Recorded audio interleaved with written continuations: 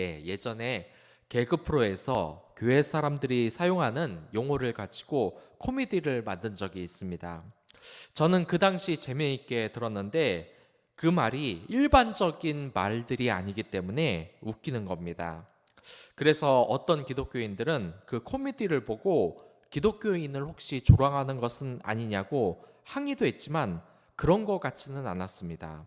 왜냐하면 그 코미디언들도 모두 독실한 크리스찬들이었습니다. 아무튼 보통 사람들을 만나면 형제님, 자매님 사랑합니다 하고 말을 하는 사람들은 잘 없습니다. 우리 사회에서 쓰지 않는 용어를 쓰는 게 재밌는 겁니다. 제 친구가 육군 부대에 있을 당시에도 이 상부에서 명령이 떨어졌습니다. 그것은 이 기관병끼리 자신의 부하라고 할지라도 존댓말을 쓰라는 그런 명령이 내려왔습니다. 그랬더니 그걸 보고 다 말도 안 된다고 비웃었습니다. 이 후임병에게 존댓말로 존중을 해주라는 건데 특별히 아주 기분이 좋지 않는 한은 이걸 지키는 병사는 단 한 명도 없었습니다. 그렇습니다. 여러분들 잘 보면 아시겠지만 이 교회 공동체가 쓰는 말과 일반 공동체가 쓰는 말은 분명히 온도차가 있습니다. 교회 공동체에서는 사람들을 위로하고 일반 공동체에서는 워낙에 이 혹독한 말을 자주 쓰다 보니까 상처를 받는 사람들이 많이 생겼습니다. 그래서 이 사회에서도 자꾸 이렇게 상처받는 사람이 늘어나고 이게 사회의 문제가 되자 교회에서 쓰는 말이 사회에 유행한 적이 있습니다. 그 말이 당신은 사랑받기 위해 태어난 사람입니다. 물론 그럼에도 불구하고 잘 훈련되고 성령이 역사하는 이 교회 공동체는 그 마음이 항상 사랑과 축복이 가득한 반면에 이 일반 공동체에서는 여전히 그런 축복해주는 말을 많이 쓰지는 않는 것 같습니다. 드디어 모세가 이집트의 파라오에게 하나님의 말씀을 전합니다. 여기에서 두 가지가 비교되는데요. 먼저 4장에서는 모세가 이집트 장로들에게 하나님의 말씀을 이야기하고 그들이 하나님께 감사하는 반응이 나옵니다.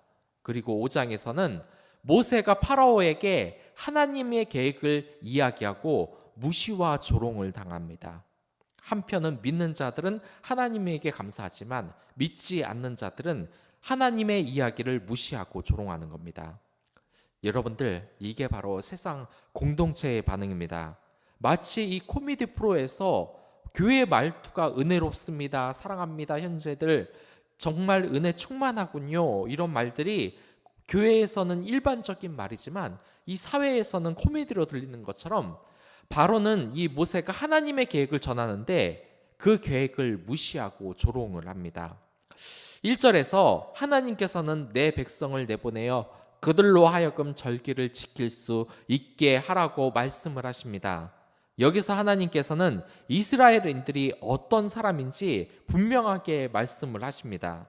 천대받는 이런 노예의 신분에 있던 이 이스라엘 자식을 자신의 품의 이 자식으로 생각을 했기에 내 백성이라고 이야기하는 겁니다. 많은 사람들에게 어떻게 해서 이렇게 교회를 정착하게 됐냐고 물어보면 대부분 두 가지로 나눠져요. 하나는 목사님 설교가 좋아서 온다고 말하는 사람들이 있습니다. 그러나 이분들이 초신자라서 사실 그게 정확한 이유는 아닙니다. 목사님의 설교가 좋아서 그러는 것이 아니라 하나님의 말씀이 성령으로 임하였기 때문에 감동을 받은 것이죠. 그렇기 때문에 저와 같은 이 목회자들은 항상 교만을 조심해야 됩니다. 내가 잘해서 교회가 부흥했다, 이런 생각은 정말로 위험한 것이죠. 그리고 두 번째 이유가 있는데 그것은 교회에서 사람들이 환영을 해줘서 그게 좋아서 오는 사람들입니다. 이 두 번째 이유로 오는 사람들은 어린이들이 굉장히 많아요. 또한 어른들도 이러한 환영 때문에 따스함을 느껴서 교회에 정착하는 경우가 굉장히 많습니다. 이 한 번은 한 청년이 교회에 정착을 했는데 이 사업에 실패하고 우울증이 걸려서 이 교회를 찾아온 것이었어요. 그런데 예전에 교회에서 환영해 준 이 기억이 나서 교회에 가면 무언가 위로를 받지 않을까라는 생각에 교회의 공동체에 다시 오게 됐더라고 하더라고요.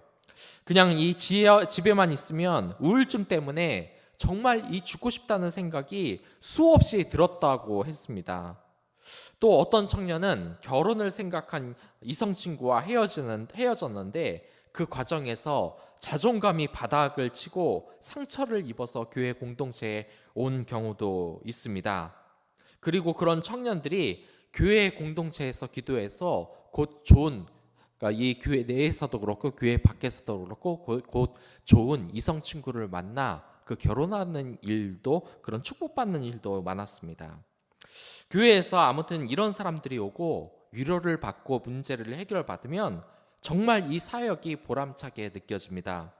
저 또한 그렇게 공부를 잘하지 못했는데 이 교회 공동체만 오면 많은 선생님들과 이 집사님들이 환하게 웃어주면서 그 미소를 보면서 제가 얼마나 위로를 받았는지 모르겠습니다.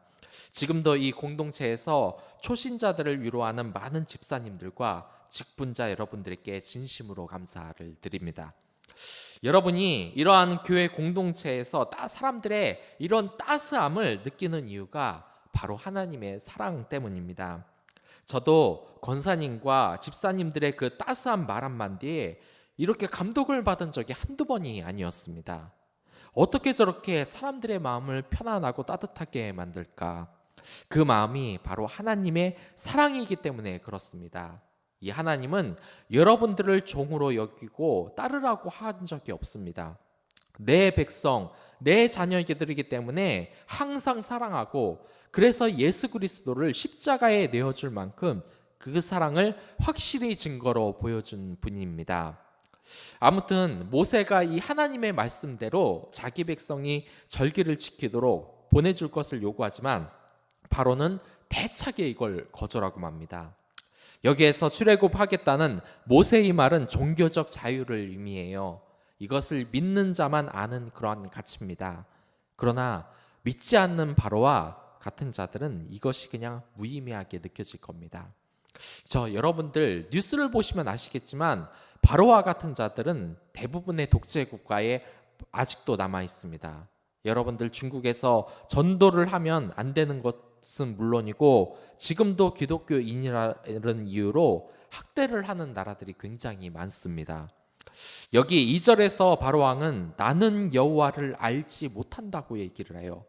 여기에서 또 바로왕이 세 가지 특징이 나타납니다. 이 바로왕의 세 가지 특징 중에 첫 번째는 바로 자기 중심적 사고를 가지고 있다는 거예요. 이게 우주가 늘 자기 중심으로 돌아간다고 생각을 하는 겁니다. 그렇기 때문에 다른 사람의 말도 하나님의 말도 들어오지 않는 겁니다.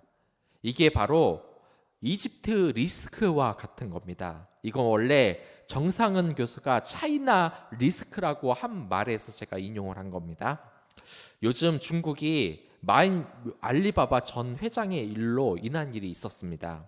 이 마윈이 공식 석상에서 이 중국 공산당 정부의 비판적인 발언을 하고, 이에 대해 공산당이 알리바바 그룹 계열의 기업 공개를 중단시켰기 때문인데요. 이 중국 공산당으로 인한 기업 활동 제약은 어제 오늘 일이 아닙니다. 이것은 역사적으로 항상 있어 왔어요.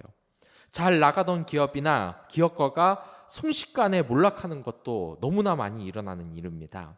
이 중국 부호순이 1위로 잘 나가다가 2008년 징역 14년을 받은 황광희 전 개매의 회장 같은 이 기업인도 있었습니다. 대부분의 사람들은 그가 공산당의 심기를 견디렸기 때문일 거라고 다들 확신을 하고 있습니다. 마치 왕조시대의 황제의 기분을 상하게 하면 그 극형에 처해지는 것과 마찬가지죠. 이렇게 자기 중심적인 독재자는 하나님의 말씀이 전혀 들어오지 않습니다. 현대에도 우리가 경계할 것이 바로 이러한 거예요. 우리 또한 하나님을 마음의 중심에 놓지 않으면 바로와 같이 자기 중심적 사고에 빠지는 것이 얼마든지 가능합니다. 저 또한 제 고집이 강해서 정말 제 고집을 꺾는 것이 힘들었습니다. 일단 고집을 부리면 다른 말이 잘 들어오지 않기 마련이에요. 이 사역을 할 때 하나님께서 다른 사람의 입을 통하여 말씀과 기도가 가장 중요하다고 하는데 저는 그 말이 제 귀에 전혀 들리지가 않았습니다. 만약 여러분들의 문제에 답이 있다면 그것은 말씀과 기도 생활입니다. 그것을 명심하기 바랍니다. 이 말을 수도 없이 들었다는 것은 지금 하나님이 다른 사람의 입을 통해서 여러분들에게 문제의 답을 주시는 것입니다. 또한 이 독재자의 두 번째 특징이 있는데, 그것은 자신의 이익만을 추구하는 것에 있습니다. 우리가 이 뉴스를 보면 정말 인간 이하의 취급을 받고 말 한마디 못하고 학대를 벗어나지 못하는 사람들이 있어요. 정말 그것을 보면 우리가 놀랍니다. 어떻게 저렇게 사는 사람들이 있을까? 그들의 주인을 보면 그들에게 왜 자유를 안 주느냐? 그들을 바로 노예로 생각하기 때문이에요. 사랑받을 존재가 아니라 나에게 이익을 줄 소모품으로 생각을 한다는 겁니다. 그러기에 우리가 생각해야 할 것이 있습니다. 우리가 현대판 노예가 되고 있는지를 우리가 늘 점검을 해야 돼요. 그러기에 여러분들, 교회에서 미디어 금식이 유행을 한 적이 있습니다. 이걸 보면 무언가 시대에 뒤떨어진 것처럼 보이기도 해요. 이 시대의 미디어 금식이라니. 하지만 이것은 지금 교회 바깥에서 이 사회에서도 심각하게 이야기되고 있는 문제입니다. 디지털 미니멀리즘이라고 세상 역시 이 미디어의 노예가 되고 있어서 이것을 벗어나기 위해서 디지털 미디어를 최소화하라는 겁니다. 몇 년 전 한 직장 동료가 있었습니다. 이분이 이 핸드폰을 늘 가지고 다니지 않았어요. 그리고 자신은 핸드폰을 가지고 다니지 않으니까 너무 편하다고 이야기를 하는 겁니다. 그래서 주변 사람들이 늘 이야기했습니다. 자신은 편할지 몰라도 그 다른 사람이 연락할 때 불편하니까 핸드폰 좀 제발 좀 갖고 다니라고 이야기를 했어요. 저도 이분 말씀을 그때 당시 들을 때는 몰랐는데 지금 다시 생각을 해보니까 그분 생각이 옳았던 것 같습니다. 이 미디어가 디지털이라는 이유로 그냥 보지 말라는 것이 아닙니다.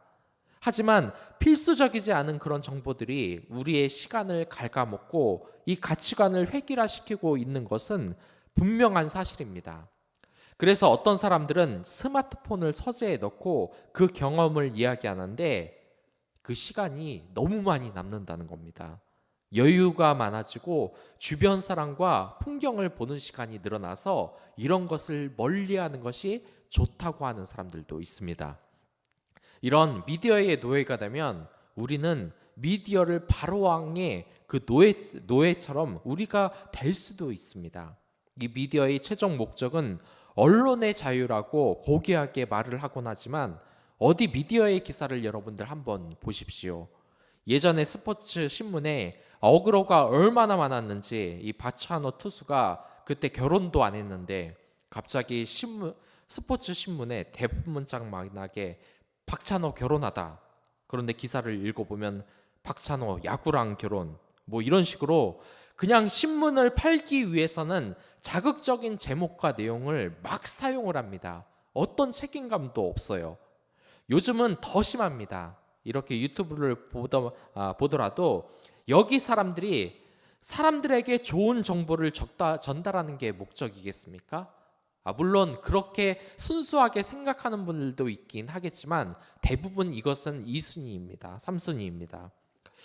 물론 그런 사람이 있긴 하지만 물론 소수이고 대부분의 사람들은 어떻게든 조회수를 올리고 돈을 벌 목적으로 하는 경우가 많습니다. 그러다 보니 이 조회수를 올려 돈을 벌고 이익이 목적이지 자신의 영상 때문에 상처받는 사람이 나타나거나 이 정서에 악영향을 받는다는 것은 신경도 쓰지 않는 사람들이 많습니다.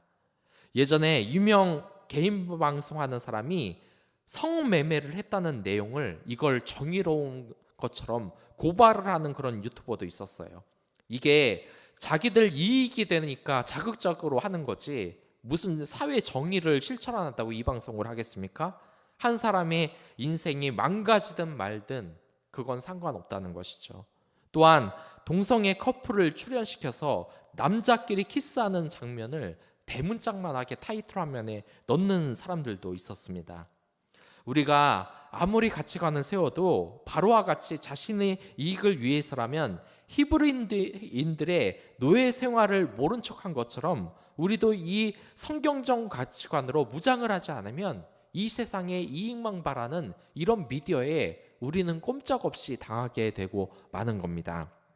이 몇 년 전에는 한 대통령이 트리에다가 십자가를 달아서 엄청난 비난을 받았습니다. 요즘 인터넷 어디에서 교회에 대해서 좋게 말을 합니까? 물론 교회가 일정 부분 그러한 것에 책임이 있다는 걸 제가 부정하지는 않겠습니다.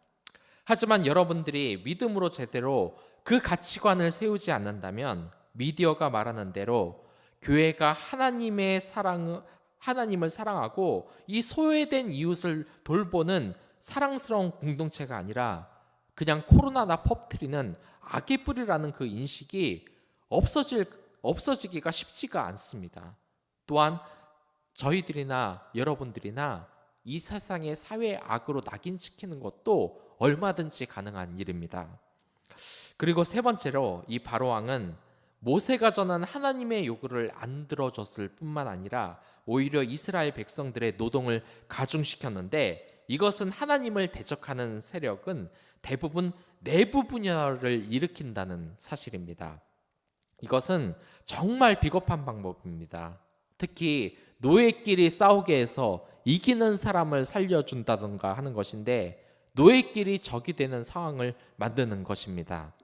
모세는 완전히 이스라엘 백성을 해방시켜 달라는 것도 아니었고 그냥 절기를 지키게 광야로 보내달라고 한 것인데, 바로는 가장 비겁한 방법으로 이스라엘 백성들의 노동을 가중시켜서 그 백성들이 모세를 원망하게 만듭니다.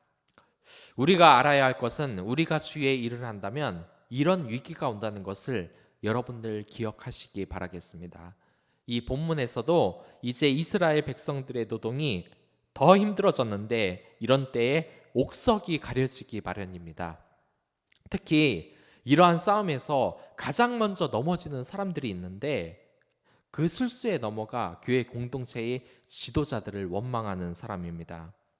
이런 사람들은 우리 주위에 흔히 있습니다. 코로나라서 예배를 정말 엄청나게 방해하는 성도가 있습니다.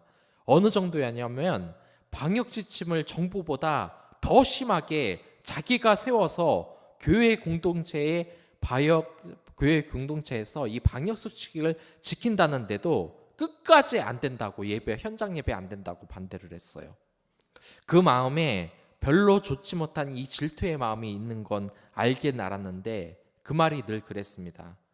코로나 터지면 어떻게 할 거냐, 목사님이 책임질 거냐, 공포감을 막 조성을 했어요.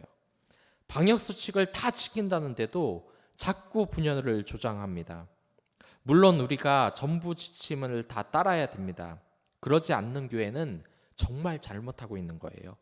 그러나 정당하지 못한 방역 수칙은 종교의 자유의 그 권리를 주장하고, 또한 방역 수칙을 벗어나지 않는 한 예배의 자유는 헌법에서 보장이 되어 있는 것입니다.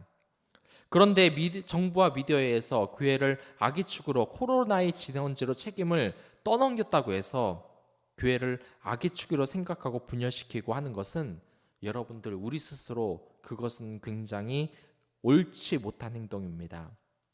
벌써 식당이나 방송국이나 심지어 국회의 방송 그 상황실을 한번 봐보십시오.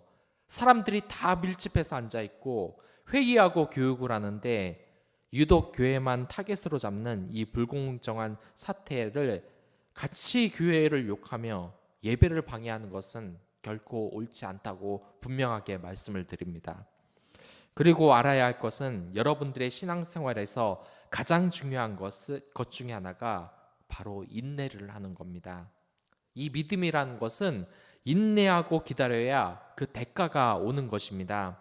장기전으로 가서 포기하게 되면 여러분들 모든 게 다 끝납니다. 이 전에도 얘기했지만 전반전에 2대0으로 졌다고 후반전을 보지 않다가 나중에 3대2로 역전승을 일궈내는 것이 바로 이런 기독교 신앙이라는 것, 여러분들 꼭 기억하시길 바라겠습니다. 끝까지 버티는 사람만 그 영광을 볼 수 있는 겁니다. 아무튼 우리는 이 세상을 지배하고 있는 이런 사탄의 세력에 대해서 늘 경계하고 그 특성을 알고 조심해야 합니다. 이 발언을 통해서 우리는 독재자의 그 특성을 알 수 있습니다. 이 독재자들에게 세장을 넘어서려는 새들에게는 가차 없는 이 제재가 따르기 마련이에요. 실제로 공산당은 이 세상을 지키기 위해서는 어떤 희생도 감내할 그 자신이 있는 사람들입니다. 앞으로도 계속 그럴 거예요. 그리고 우리에게 있어서 이런 독재 세력의 배후에는 항상 악이 버티고 있다는 것을 여러분들 기억을 해야만 합니다. 여기에는 그 누구도 그 어떤 조직도 예외가 될 수 없습니다. 그것에 대해서 교회의 권리를 주장하고 또한 그것을 과격한 방법이 아니라 정당한 주장으로 그리고 하나님 사랑과 이웃 사랑으로 그것을 대적해서 승리하는 모든 성도 여러분들이 됐으면 좋겠습니다. 지금 코로나가 더 심해졌습니다. 아마 교회에 대한 핍박은 더 심해질 겁니다.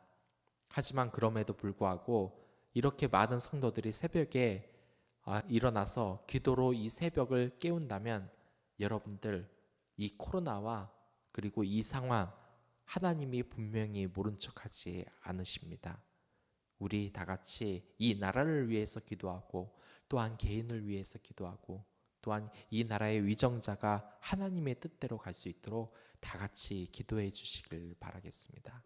네, 그럼 다 같이 기도하겠습니다.